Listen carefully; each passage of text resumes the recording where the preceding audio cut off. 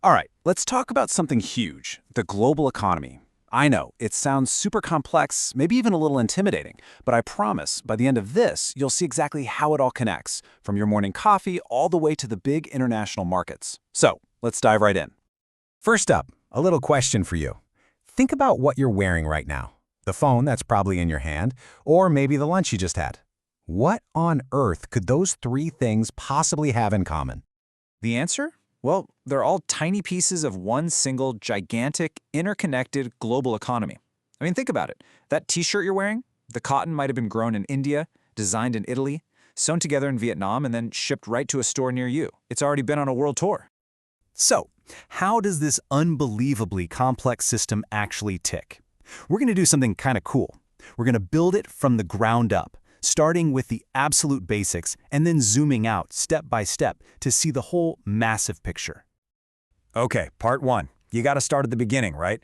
And it all begins right in your own community. This is what we'll call the local economic engine. This is the absolute foundation for, well, for everything else. At its very core, the economy is just a simple loop. It starts with you. You have needs like food and shelter, and you have wants like a new video game or a night out. That creates demand. So businesses pop up to make the stuff and provide the services to meet that demand. And how do you pay for it?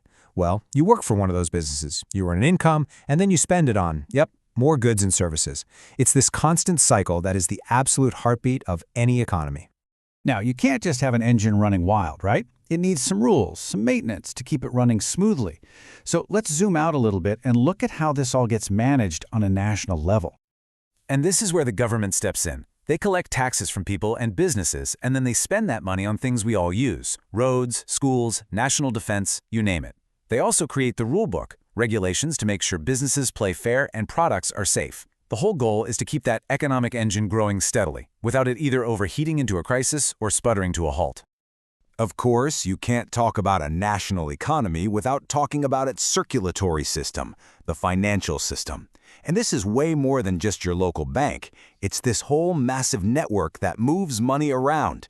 It connects people who save money with people who need to borrow it, funding everything from your first car loan all the way up to a huge company building a brand new factory. It's the plumbing that makes it all work.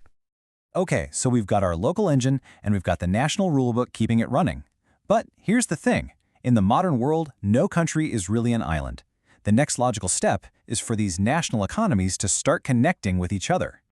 And the most fundamental way they connect is through trade. It's basically a giant global two-way street. Exports are all the goods and services a country sells to the rest of the world. Think German cars or Brazilian coffee.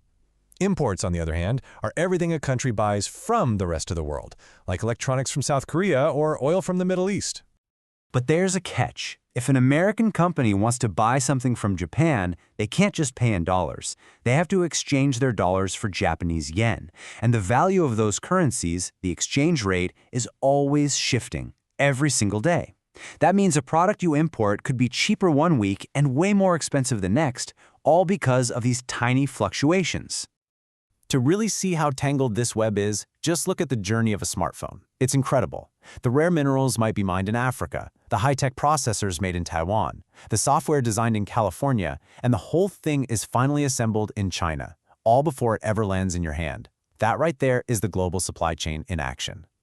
So we've gone from local to national to international trade. Now it's time for our final zoom out. Let's look at the really big picture, the systems and the rules that govern this entire global network. And it's not just about physical stuff crossing borders. Money moves too in absolutely massive amounts. We're talking about international investment. This is when a company from, say, Japan builds a car factory in the US, or when an American investment fund buys stock in a promising new startup in India. These financial flows tie our economies together just as tightly as trade does. So, with all this complexity, you might be wondering who keeps this whole thing from just spiraling into chaos? Well, there are a few key global organizations that act as the guides. You can think of the IMF as the global financial firefighter, stepping in to stop crises. The World Bank is more like a long-term architect, funding big projects to help countries develop. And the World Trade Organization, or WTO, is the referee, setting the rules of the road for trade and settling disputes. But it is so important to remember that this system is never, ever static. It's a living, breathing thing that's constantly changing. A new technology can completely reshape an industry overnight, and huge events like a global pandemic, a war, or a sudden spike in inflation can send shockwaves that ripple through literally every single country on the planet.